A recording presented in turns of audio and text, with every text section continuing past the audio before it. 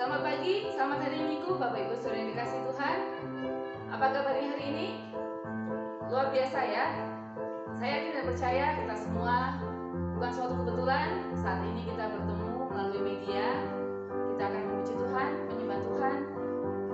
Kita akan persiapkan hati dan pikiran kita memasuki ibadah yang selalu kita rindukan, bahwa kita merindukan kehadiran Tuhan tengah-tengah kita pada saat ini.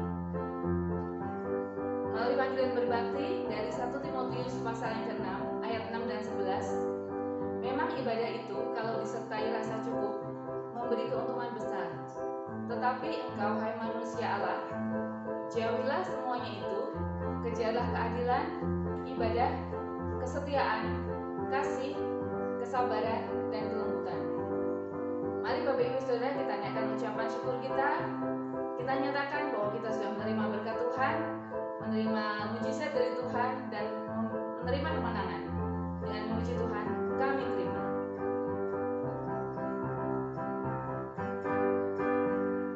Kami yang telah ditebus dengan darah yang kudus, mengangkat pujian bagimu. Kami bait kudus-Mu sebagai bukti karya-Mu, nyatakan Kau besar dan hidup. Berlari sampai tujuan,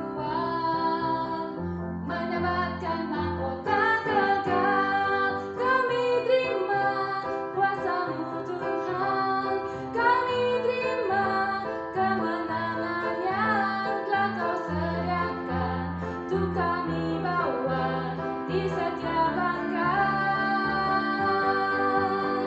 Dimanapun kami berdiri, kemanapun kami kan pergi, di situ pasti mujizat-Mu terjadi. Kami terima. Kami yang telah ditebus dengan darah yang kudus, mengangkat pujian bagi-Mu. Kami bait kudus-Mu sebagai bukti karya-Mu, nyatakan Kau besar dan hidup. Berlari sampai tujuan, mendapatkan mahkota kekal. Kami terima kuasa-Mu Tuhan, kami terima kemenangan yang telah Kau sediakan untuk kami bawa di setiap langkah. Dimanapun kami berdiri, kemanapun kami kan pergi, di situ pasti mujizat-Mu terjadi. Nyatakan kami terima. Kami terima kuasa-Mu Tuhan, kami terima kemenangan yang telah Kau sediakan untuk kami bawa di setiap langkah. Dimanapun kami kan pergi, kemanapun kami kan pergi, di situ pasti mujizat-Mu terjadi. Di situ pasti mujizat-Mu terjadi. Di situ pasti mujizat-Mu terjadi. Mari kita tundukkan kepala, kita tundukkan hati kita menghadap Tuhan. Allah Bapa yang Maha Baik, sungguh luar biasa pertolongan-Mu dalam hidup kami. Sungguh luar biasa pemeliharaan-Mu yang kami alami sehari-hari. Terima kasih Tuhan, kami naikkan saat ini Tuhan ucapan syukur kami. bahwa Engkau telah memanggil kami satu persatu dari tempat kami masing-masing untuk mencari hadirat-Mu, untuk mencari kehendak-Mu, untuk menyenangkan-Mu saat ini Tuhan. Tuhan, kami mohon kiranya Engkau mengampuni kami atas segala dosa dan pelanggaran kami, karena kami sering mengecewakan hati-Mu Tuhan. Kami sering mengecewakan sesama kami tidak mengikuti kehendak-Mu, kami terlalu mengandalkan diri kami sendiri.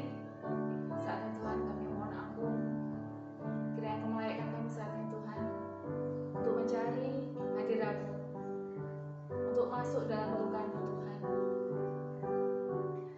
Kami rindu Tuhan mendengarkan suara-Mu saat ini. Biarlah bukan sia-sia saat ini kami mengikuti ibadah, tapi kami akan mendapatkan kemenangan dari Tuhan. Kami mendengarkan janji-janji-Mu, kami merasakan mujizat, dan kami akan merasakan Tuhan pemeliharaan-Mu, kasih-Mu, bahwa Engkau akan menyertai kami sepanjang hidup kami. Terima kasih Tuhan, terima kasih Engkau sungguh luar biasa bagi kami. Hanya dalam nama yang kudus kami berdoa. Amin. Bapak Ibu, mari kita persiapkan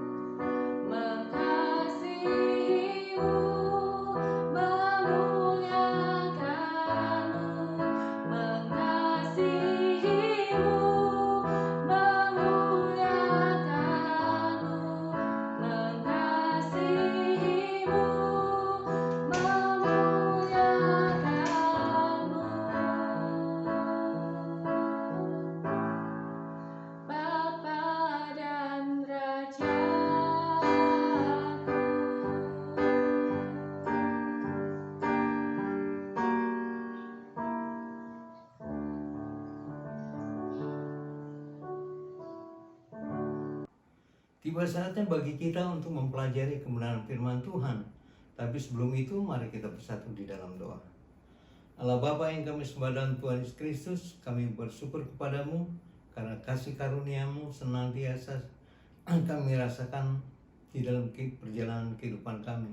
Sehingga apapun yang menjadi rintangan, apapun yang menjadi halangan, baik itu yang mendatangkan sukacita maupun mendatangkan duka cita, kami percaya semua itu tidak terlepas dari pengetahuan Tuhan. Itu sebabnya Tuhan, ketika kami mempelajari kebenaran firman-Mu pada saat ini, bilang Engkau sendiri yang berkata-kata kepada kami supaya kami dapat menjalani kehidupan ini seturut dengan kehendak-Mu. Pakai bibir, mulut, dan lidah hamba-Mu ini yang sangat terbatas, tetapi kami percaya ketika Tuhan berkuasa melakukan segala sesuatu dalam kehidupan hamba-Mu, pasti akan terjadi sesuatu yang baik. Kami dapat mengerti dengan sungguh-sungguh. Terima kasih Tuhan, berfirman-Lah, kami siap mendengarkannya. Hanya di dalam berkat nama Tuhan Yesus kami mengucap syukur dan berdoa. Haleluya, amin. Bapak, Ibu, serta saudara-saudara yang dikasihi di dalam Tuhan Yesus Kristus, tanpa terasa kita sudah sampai pada minggu yang kedua di bulan Mei ini. Tema bulanan kita adalah dampak kenaikan Yesus ke sorga. Dan saya memberi judul khotbah saya pada saat ini adalah kasih berasal dari Allah, yang terambil dari 1 Yohanes pasal keempat ayat 7 sampai dengan ayat yang ke-12. Dikatakan demikian, saudara-saudaraku yang kekasih, marilah kita saling mengasihi, sebab kasih itu berasal dari Allah. Dan setiap orang yang mengasihi, ia lahir dari Allah dan mengenal Allah. Barang siapa tidak mengasihi, ia tidak mengenal Allah, sebab Allah adalah kasih. Dalam hal inilah kasih Allah dinyatakan di tengah-tengah kita, yaitu bahwa Allah telah mengutus anaknya yang tunggal ke dalam dunia, supaya kita hidup olehnya. Inilah kasih itu, bukan kita yang telah mengasihi Allah, tetapi Allah yang telah mengasihi kita, dan yang telah mengutus anaknya sebagai pendamai bagi dosa-dosa kita. Ayat yang 11, saudara-saudaraku yang kekasih, jikalau Allah sedemikian mengasihi kita, maka haruslah kita juga saling mengasihi. Tidak ada seorang pun yang pernah melihat Allah. Jika kita saling mengasihi, Allah tetap di dalam kita, dan kasih-Nya sempurna di dalam kita. Saudara-saudaraku yang dikasihi oleh Tuhan, kasih adalah salah satu unsur penting dalam kehidupan manusia. Karena kasih berasal dari Allah. Ayat yang ke-7a, Allah memberikan kemampuan kepada semua orang untuk mengasihi, menghargai, dan mengharapkan kasih. Perhatikan, Allah memberi kemampuan kepada setiap orang untuk mengasihi, untuk menghargai, dan mengharapkan kasih. Bayangkan, mari kita bayangkan, kalau kita tidak dikasih oleh orang di rumah kita, apa yang akan kita rasakan?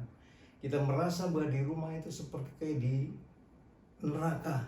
Walaupun kita sama-sama belum pernah ke neraka, tapi kita bisa membayangkan betapa tidak nyamannya hidup tanpa kasih itu. Itu sebabnya setiap orang yang berasal dari Allah pasti mempraktekkan kasih dalam kehidupannya. Allah mewujudkan kasih-Nya kepada kita dengan memberikan putranya, Kristus Yesus Tuhan. Di dalam ayat ke-9 dikatakan, dalam hal inilah kasih Allah dinyatakan di tengah-tengah kita, yaitu bahwa Allah telah mengutus anaknya yang tunggal ke dalam dunia supaya kita hidup olehnya. Perhatikan, Allah mengutus putranya yang tunggal ke tengah-tengah kita, datang ke dalam dunia ini. Supaya apa? Supaya kita hidup olehnya. Bayangkan kalau kita tidak hidup di dalam Tuhan, kita pasti hidup di dalam yang lain. Dan kita dapat melakukan perbuatan-perbuatan apa saja, tapi kita punya resiko. Apakah dengan kita melakukan perbuatan apa saja yang menurut kita baik, itu baik juga buat Allah, tanpa mengerti dan mengalami kasih ilahi, bahwa Allah mengutus putranya untuk mendamaikan dirinya dengan kita, tidak kita tidak akan pernah sanggup mencapai patokan kasih yang diharapkan oleh Allah. Allah itu kasihnya adalah kasih agape. Kasih Allah adalah kasih yang tanpa syarat. Sejelek-jeleknya kita, ketika Dia mengasihi kita, Dia tidak melihat apa yang ada pada kita, tapi Dia melihat bahwa kita adalah orang yang baik dan kita dapat diperbaiki oleh Allah dari hari ke hari. Apabila seorang tidak dapat menunjukkan kasih kepada sesama, hal itu membuktikan bahwa ia tidak atau belum mengenal Allah. Saudara-saudaraku, kasih merupakan bagian dari buah roh. Dengan kita saling mengasihi membuktikan bahwa Allah hidup di dalam kita. Perhatikan, dengan kita saling mengasihi membuktikan bahwa Allah hidup di dalam kita. Di dalam 1 Korintus 3 ayat 16 katakan gini, tidak tahukah kamu bahwa kamu adalah bait Allah dan bahwa roh Allah diam di dalam kamu. Perhatikan, betapa mulianya saudara dan saya, betapa hebatnya saudara dan saya. Bayangkan, roh Allah diam di dalam kita. Artinya karakter Allah harus menjadi karakter kita. Perbuatan Allah yang kita kenal dalam Tuhan Yesus Kristus juga harus menjadi perbuatan kita. Yang dipikirkan Kristus juga harus menjadi yang dipikirkan oleh kita. Nah, oleh karena itu, berbicara tentang kasih atau dalam membuat kegiatan-kegiatan yang bertemakan kasih mungkin mudah bagi kita, tetapi tidak demikian dalam mempraktekkan kasih dalam tindakan nyata.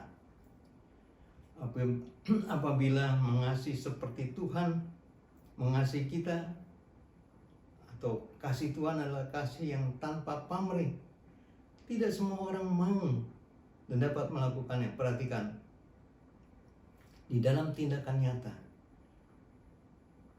kata-kata kasih yang kita ucapkan dengan luar biasa baiknya belum tentu dapat kita praktekkan seperti kasih yang dikehendaki oleh Allah. Kasih Allah adalah kasih tanpa pamrih. Tidak semua orang mau dan dapat melakukannya. Bisakah kita mengasihi orang yang kita benci? Dapatkah kita melakukan hal itu dengan memberikan perhatian khusus kepada orang-orang yang membenci kita, memfitnah kita, yang menyakiti kita? Itu sangat sulit. Tapi itulah yang dituntut di dalam kasih. Baik, dari hal-hal ini kita akan belajar dua pokok besar.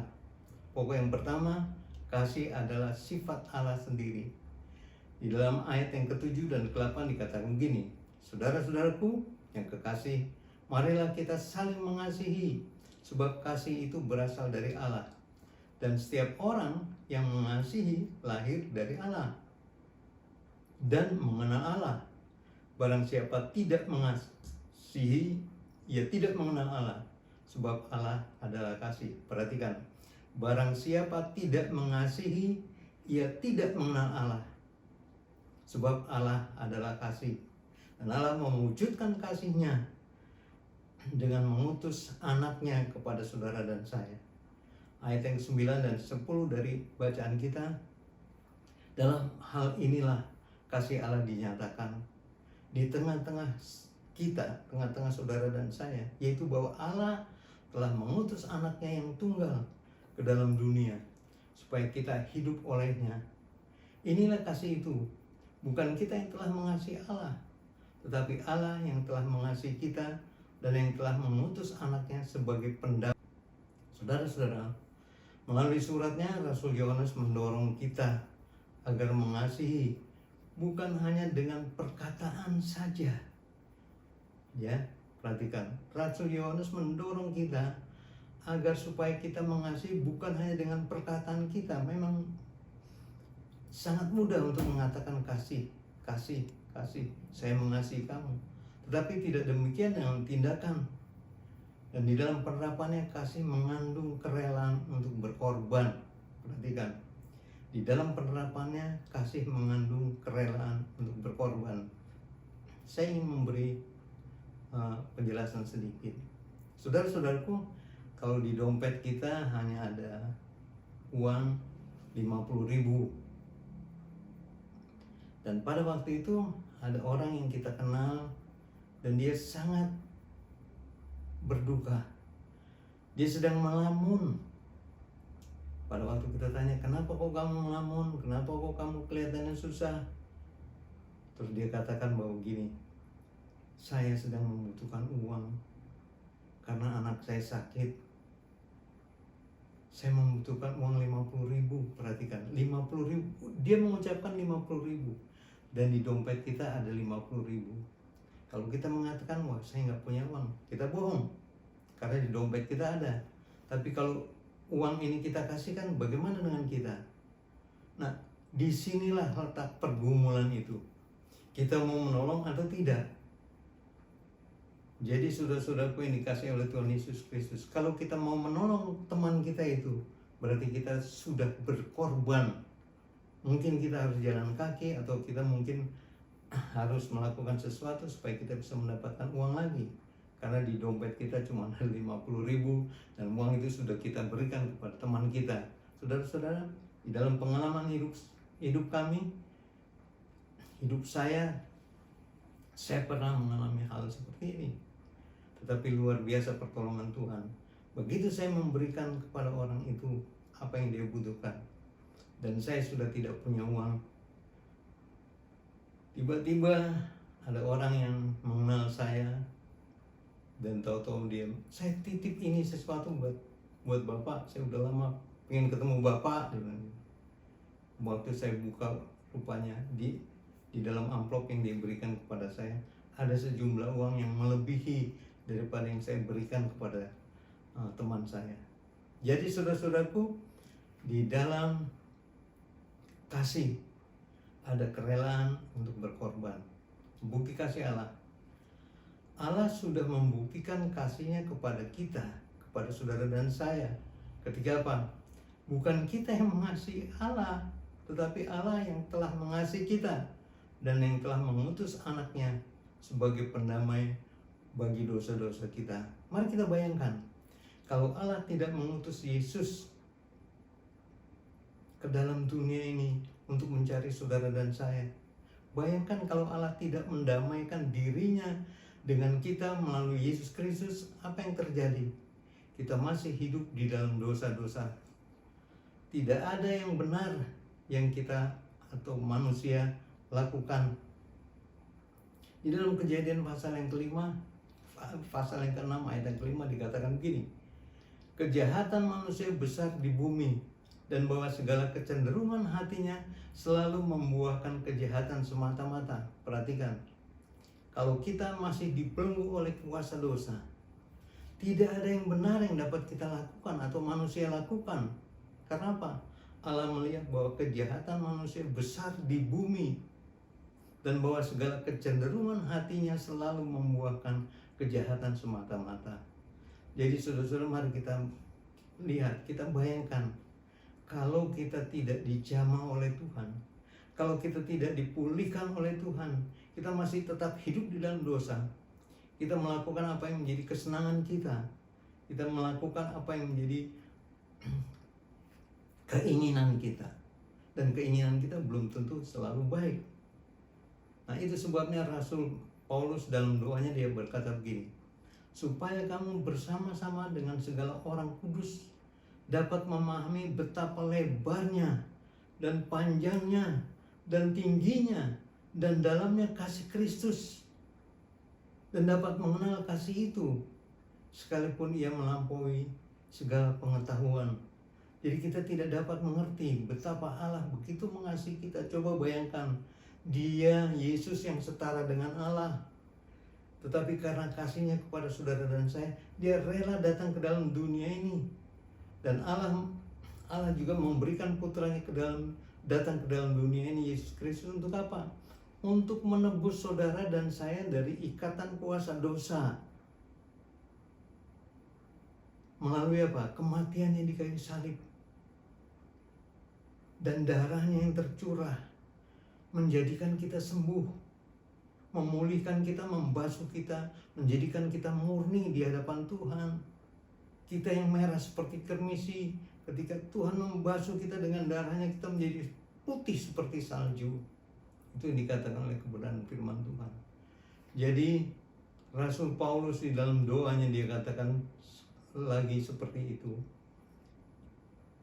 supaya kamu bersama-sama dengan segala orang kudus dapat memahami betapa lebarnya dan panjangnya dan tingginya dan dalamnya kasih Kristus, dan dapat mengenal kasih itu sekalipun ia melampaui segala pengetahuan.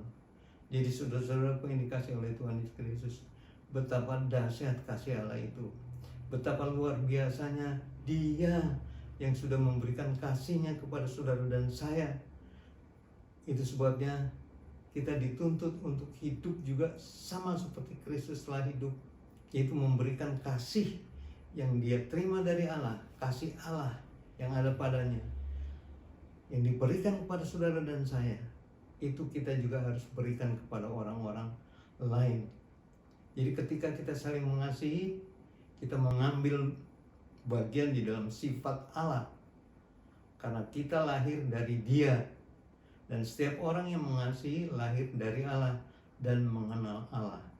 1 Yohanes pasal 4 ayat yang ke-7. Kita sampai pada pokok yang kedua. Pokok yang kedua berkata begini, tanggung jawab dari orang-orang yang sudah mendapatkan kasih Allah. Dari 1 Yohanes pasal 4 ayat yang 11 dan 12 dikatakan begini, saudara-saudaraku yang kekasih, jikalau Allah sedemikian mengasihi kita, maka haruslah kita juga saling mengasihi. Tidak ada seorang pun yang pernah melihat Allah. Jika kita saling mengasihi, Allah tetap di dalam kita, dan kasih-Nya sempurna, disempurnakan di dalam kita. Dalam mempraktikkan kasih, kita yang sudah mendapat kasih Allah, pengampunan dan pertolongan dari Dia, kita wajib membagikan kasih Allah itu dengan menolong orang lain, meskipun untuk itu kita harus berkorban secara pribadi.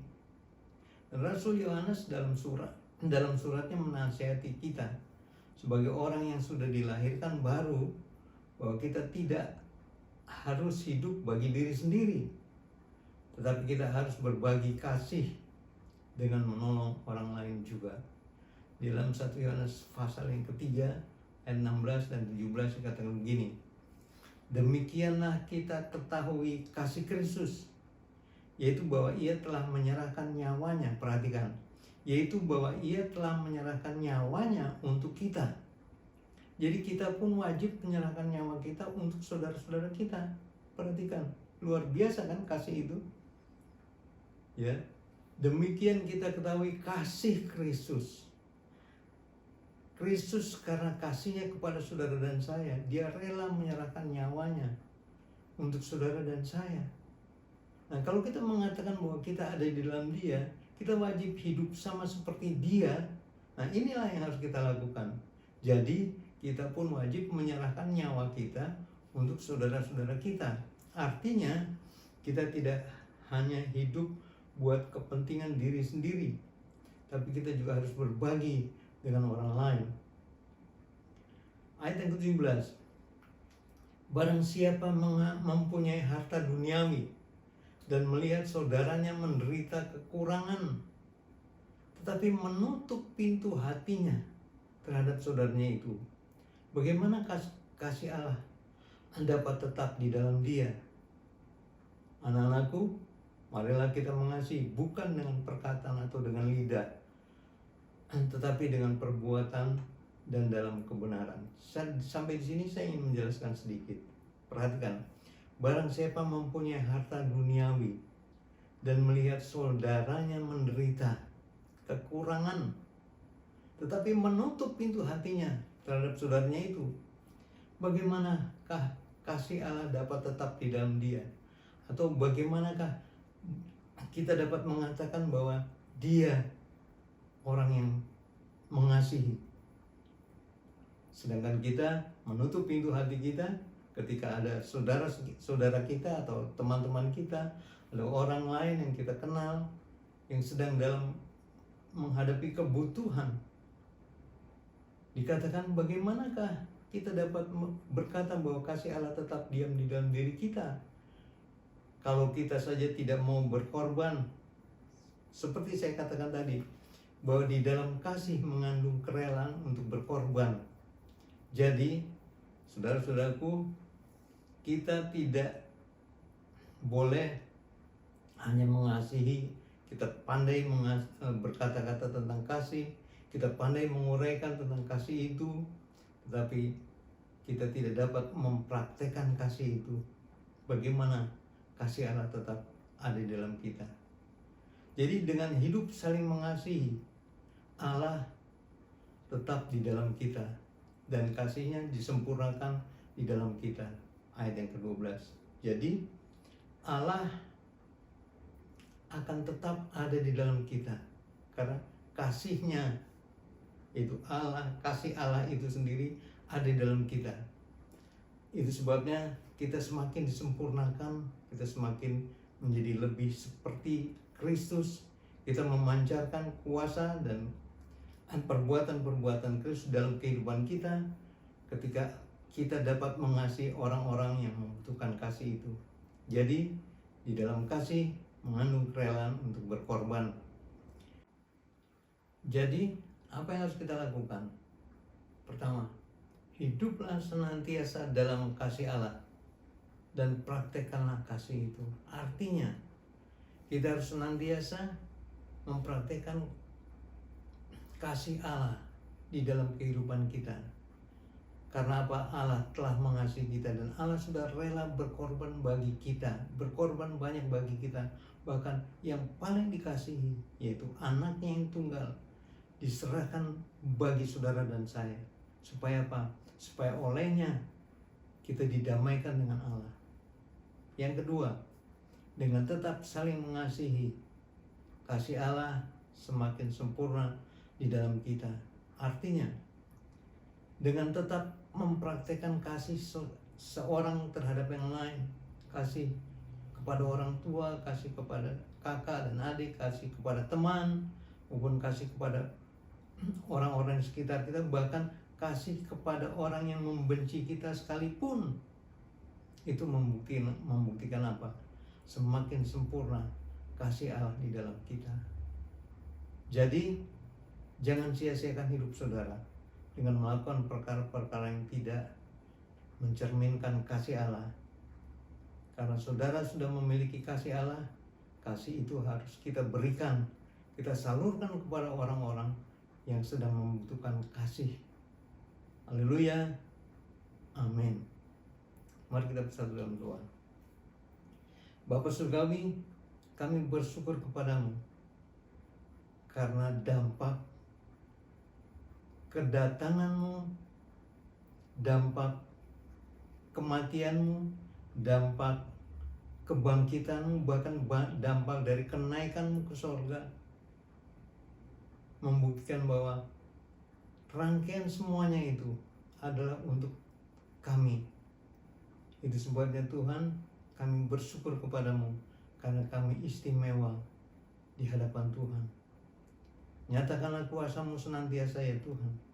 Biarlah kasih-Mu tercermin dalam kehidupan kami. Karena orang melihat praktek hidup yang penuh dengan kasih. Dan kasih itulah yang membuktikan bahwa Allah ada dalam kehidupan kami. Terima kasih Tuhan, firman-Mu selesai diberitakan. Membela kuasa dari kebenaran firman-Mu ini akan terus bertumbuh, berakar sangat dalam kehidupan kami. Dan pada akhirnya kami menghasilkan buah-buah kasih. Sehingga ketika orang melihat kami, mereka tidak melihat pribadi kami, tapi melihat kasih Allah yang ada dalam kehidupan kami. Terima kasih Tuhan, di dalam berkat nama-Mu kami mengucap syukur dan berdoa. Haleluya, amin. Puji Tuhan, kita sudah mendengarkan firman Tuhan. Kiranya menjadi berkat buat kita, menjadi pegangan dalam kita menjalani hidup kita sehari-hari, bahwa Tuhan akan menepati janjinya dan Tuhan pasti akan memberikan kemenangan buat kita. Tiba saatnya kita akan memberikan yang terbaik karena Tuhan sudah terlebih dahulu memberikan berkat-Nya yang luar biasa dalam hidup kita melalui panggilan memberi dari kitab Yunus pasal yang kedua ayat yang ke-9. Tetapi aku dengan ucapan syukur akan kupersembahkan korban kepadamu. Apa yang kunasarkan akan kubayar. Keselamatan adalah dari Tuhan. Bapak Ibu Saudara, mari kita tunduk kepala, kita berdoa. Allah Bapa yang Maha Baik, kami ucapkan syukur Tuhan bahwa pemeliharaan-Mu sungguh luar biasa dalam hidup kami. Tiba saatnya Tuhan, kami mengembalikan apa yang menjadi bagian Tuhan. Kiranya Engkau menguduskan persembahan kami, persepuluhan kami. Kiranya Engkau berikan kami hati yang tulus, hati yang kudus, supaya persembahan kami boleh menjadi bau-bauan yang harum dan boleh menyenangkan hati Tuhan. Kiranya Engkau memberikan hikmat buat tangan-tangan yang akan mengelola persembahan ini, supaya Engkau berikan rasa takut akan Tuhan, sehingga persembahan kami boleh memuliakan Tuhan di gereja kami dan memberkati sesama kami. Terima kasih Tuhan, hanya dalam nama yang kudus kami menaikkan doa kami. Haleluya, amin. Bapak Ibu Saudara, bagi yang akan mempersembahkan persembahan persepuluhannya bisa dititipkan melalui pastori atau melalui rekening gereja yang tertera di layar pada saat ini. Untuk warta, sementara ibadah masih berjalan online karena kita masih belum lepas dari pandemi COVID ini. Kiranya Bapak Ibu tetap setia dalam ibadah kita walaupun online, tetapi di channel YouTube maupun nanti pada tanggal 13 akan ada ibadah streaming, yaitu ibadah kenaikan Tuhan Yesus. Bisa streaming melalui Instagram PKMB GBI Kunciran. Kita tetap mendoakan jemaat supaya boleh melalui masa pandemi ini bersama-sama kita semua dalam kondisi sehat. Kita tetap diberkati dan pemeliharaan Tuhan dalam hidup kita masing-masing. Juga kita mendoakan bangsa negara kita diberikan hikmat pemimpin kita dan juga aparat, apalagi menghadapi masa liburan panjang ini, supaya kita semua diberi hikmat oleh Tuhan. Kita mengendalikan diri supaya kita tidak terlibat dalam penyebaran virus ini, tetapi kita taat akan keputusan pemerintah. Tiba saatnya kita akan menaikkan pergumulan kita, doa-doa kita. Sebelumnya kita akan mempersiapkan dengan pujian Tuhan punya cara. Kita yakini bahwa Tuhan akan menolong kita dengan caranya, dengan waktunya. Tuhan tidak akan meninggalkan kita. Percayalah Bapak Ibu Saudara, kita akan naikkan doa kita. Kita akan memujikan dengan sepenuh hati kita. Kau selalu punya cara untuk menolongku. Kau selalu punya jalan keajaibanmu. Kau dahsyat dalam segala perbuatanmu, dan ku tenang di dalam caramu. Takkan ku ragu Tuhan, janji-Mu yang menghidupkanku.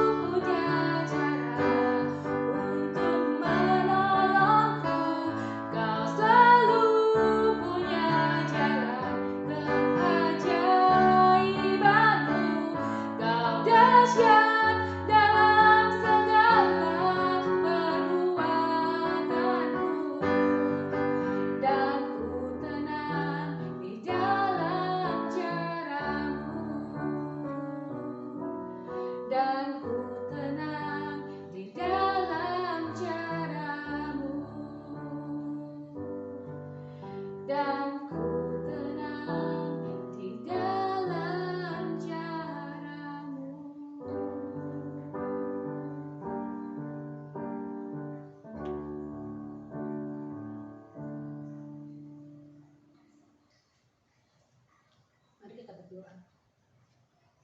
Tuhan Yesus, Allah Bapa kami dalam surga, kami bersyukur Tuhan kalau hari ini kami bisa diberi kesempatan untuk dapat beribadah Tuhan. Untuk walaupun secara online, tapi kami bersyukur Tuhan, Engkau masih memberikan kami hari-hari kami untuk bisa mengenal Engkau lebih lagi. Tuhan Yesus, pada saat ini kami mau menyampaikan doa syafaat Tuhan untuk beberapa permohonan Tuhan untuk kondisi COVID saat ini, pandemi yang masih belum berakhir, bahkan masih ada lagi varian-varian baru yang datang lagi Tuhan. Kami tidak tahu kapan masalah ini akan berakhir, tapi kami tahu Tuhan tahu kapan ini akan berakhir.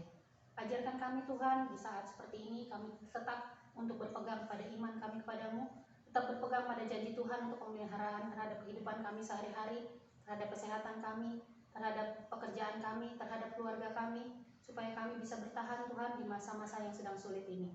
Tuhan, Kau juga berkata bahwa di dalam firman-Mu akan ada masa-masa sulit, tapi biarlah kami Tuhan, anak-anak-Mu diberikan hati yang terus melekat kepadamu Tuhan, supaya kami tahu setiap hati kami melekat kepadamu, pertolongan Tuhan tidak pernah datang terlambat. Tuhan Yesus, secara khusus kami mau berdoa untuk keluarga gembala kami Tuhan, Engkau berikan kesehatan kepada mereka, baik ibu, bapak, dan anak-anak, supaya mereka bisa menjadi contoh teladan buat kami, jemaat-jemaat kami di sini, supaya hati kami tetap mau melayani Tuhan, hati kami tidak jauh dari Tuhan. Biarlah keluarga gembala kami bisa menjadi teladan buat para jemaat yang ada. Tuhan, berikan kesehatan kepada bapak dan ibu, berikan kesehatan pada keluarga besar mereka juga Tuhan. Jauhkan dari sakit penyakit apapun juga, biarlah semangat melayani tetap ada di dalam hati mereka. Tuhan Yesus yang baik, kami juga mau berdoa untuk jemaat yang sedang sakit pada saat ini Tuhan. Ada Ibu Lydia, ada Ibu Huta Barat, ada Ibu Wahab, dan mungkin ada yang lainnya yang kami tidak tahu.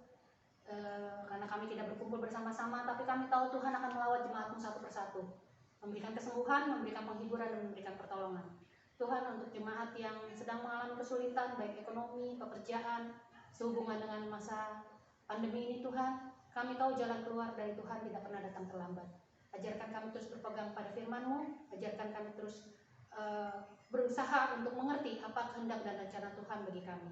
Kami bersyukur Tuhan, walaupun pandemi ini masih belum tahu kapan selesai, tapi kami tahu Tuhan, selama masa pandemi 1 tahun lebih ini kami merasakan pertolongan Tuhan dalam setiap kegiatan kami sehari-hari. Dalam kehidupan kami, Tuhan tidak pernah meninggalkan kami. Yang mungkin kami pikir tadinya adalah masalah, tapi ternyata Tuhan memberikan berkat melalui masalah yang ada. Ajarkan kami terus berpegang dan tidak menjadi orang yang tegar tengkuk, tidak mau bersungut-sungut, tapi terus bersyukur kepada pertolongan Tuhan, sehingga Tuhan tidak murka dan tidak marah pada kami, supaya pertolongan dan penyertaan Tuhan tetap ada buat kami ke depannya.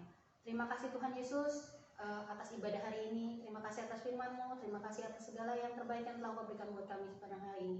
Biarlah firman Tuhan yang ditaburkan hari ini bisa tumbuh di dalam hati kami, di tanah yang subur, dan bisa menjadi rema dalam kehidupan kami. Terima kasih Tuhan Yesus, hanya di dalam nama-Mu hamba mengucap syukur. Amin.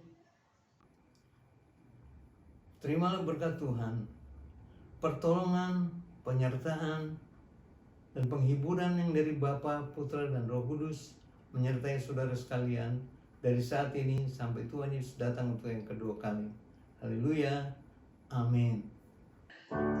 Bab Kau besar, perbuatanmu ajaib, tiada seperti Engkau, tiada seperti Engkau. Sebab Kau besar, perbuatanmu ajaib, tiada seperti Engkau, tiada seperti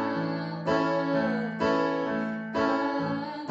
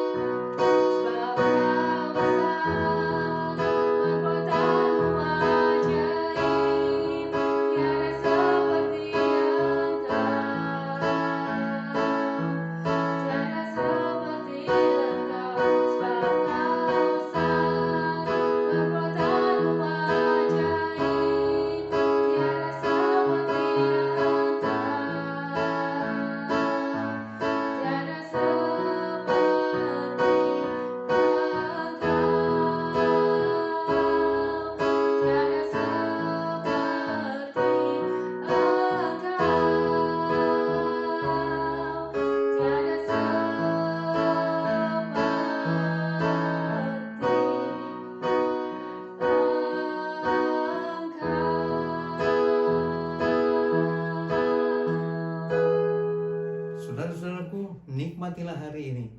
Nikmatilah hidup saudara. Karena kasih karunia Allah senantiasa menyertai saudara sekalian. Selamat hari Minggu. Tuhan Yesus memberkati. Haleluya. Amin. Dan